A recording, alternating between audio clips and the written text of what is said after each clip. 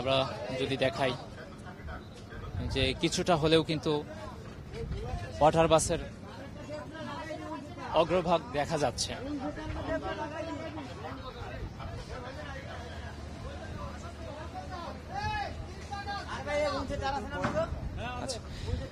এখন উদ্ধার কাজ প্রায় শেষ ভাব মনে হচ্ছে। যে ওয়াটার বাস ডুবে গেছে, ওয়াটার বাসের অগ্রভাগ দেখা যাচ্ছে, কিছুটা হলেও কিন্তু পানির উপরিভাগে জেগে উঠছে আস্তে আস্তে। আপনারা দেখতে পাচ্ছেন ওয়াটার বাসটি কিন্তু সম্পূর্ণ উল্টে আছে, কারণ গতকাল রাত 8:15 দিকে কিন্তু ফায়ার সার্ভিসের কর্মীরা তারা সংবাদ পায় যে ওয়াটার বাস ডুবে গেছে। এরপর তারা 8:38 তারা যেটি বলেছিলেন 8:38 ঘটনাস্থলে পৌঁছে তাদের কার্যক্রম শুরু করে।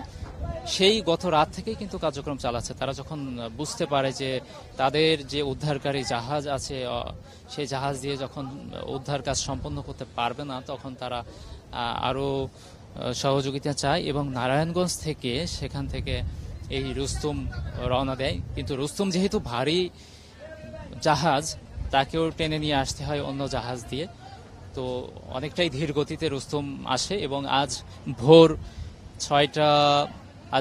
4:30 দিকে, সম্ভবত 4:30 দিকে এখানে পৌঁছে যায় এবং নোঙর করতে থাকে। তারা তাদের কার্যক্রম পরিচালনা করতে থাকে। সেই কার্যক্রম কিন্তু এখনো চলমান। ধারণা করা হচ্ছে হয়তো যে হিসেবে বলা হয়েছিল গতকাল থেকে, স্থানীয়রা বা আশপাশের যারা ছিল তারা বলছিলেন যে একটি ওয়াটার বাসে কম করে 50 থেকে 60 জন বা কখনো কখনো 70 জন মানুষ তারা কিন্তু যাতায়াত করতে পারে। অনেকেই ভেতরে থাকে, আবার অনেকেই ছাদের উপর ভাগে থাকে। তো যখন এটি ডুবে যাব ভাব, অনেকেই লাফিয়ে তারা কিন্তু নিজেদের অবস্থান তারা কিন্তু নিরাপদ স্থানে নিয়ে যেতে পেরেছিল।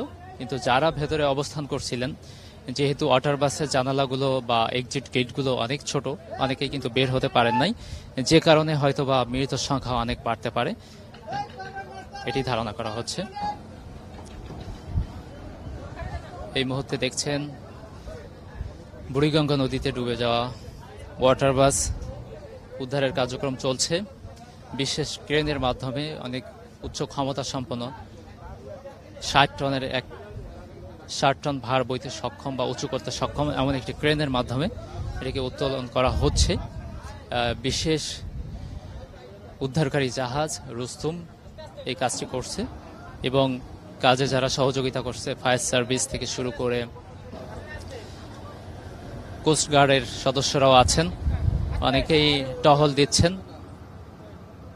যেখানেই এই জলযানটি ডুবে গিয়েছিল সেখান থেকে নদীর পার কিন্তু খুব বেশি ছিল না, সাঁতরে অনেকেই পার হতে পেরেছিলেন। দূরত্ব যদি হিসেব করা হয় 5 থেকে 7 মিনিটের দূরত্ব ছিল এবং ভাড়া হিসেবে 10 টাকা ভাড়া। সো এই অল্প দূরত্বের জায়গাটিতে ডুবে যদি কোনো আস্তে ধীরেই যদি ডুবে যেত বা কোনো একটা সাইট হিসেবে যদি ডুবে যেত, হয়তো বা আরও অনেকেই বেঁচে থাকতে পারতেন। উদ্ধার কার্যক্রম চলছে, একের পর এক বিভিন্ন পদক্ষেপ নেওয়া হচ্ছে। ডুবুরিরা ডুব দিচ্ছেন, ভেতরের অবস্থা দেখছেন যে কতজন মারা গেছেন বা কিভাবে কি হয়েছে, তারা কিন্তু অবস্থান শনাক্ত করছেন এবং তারা উপরে এর তথ্য কিন্তু জানাচ্ছেন। ফায়ার সার্ভিস, কোস্টগার্ড থেকে শুরু করে সবাই আছেন। আরও একটু উপরে, নদীর আরও একটু উপরিভাগে কিন্তু জলযানটি উঠে এসেছে। একটু পরেই হয়তোবা আরো দূরে উঠবে।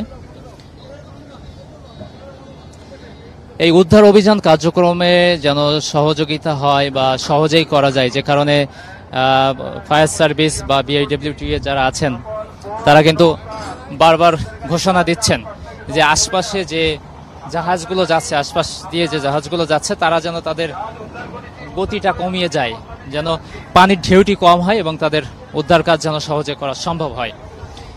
আপনারা দেখছেন উদ্ধার কাজ, বিভিন্ন বাহিনী আছেন। খেয়াল করলে দেখবেন যে যাত্রীদের ব্যাগ কিন্তু, এই যে ব্যাগ পার্টস, এগুলো কিন্তু ভেসে উঠছে। ওই যে জুতাও ভেসে উঠতে দেখা যাচ্ছে।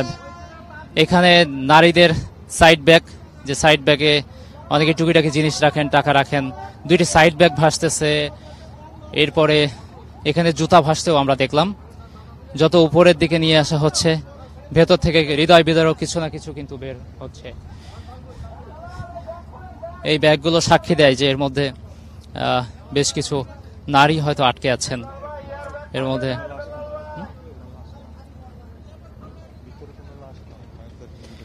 তবে এখন পর্যন্ত বলা হচ্ছে যে ভেতরে কোনো লাশের সন্ধান এখন পর্যন্ত পায়নি। ডুবুরি দল যেটি তারা ভেতরে প্রবেশ করেছে এটি তারা মৌখিকভাবে আপাতত জানিয়েছে, যদিও অফিসিয়াল ভাবে এখনো কিছু জানায়নি। তবে কোনো লাশ নাই এমনটি বলা হচ্ছে।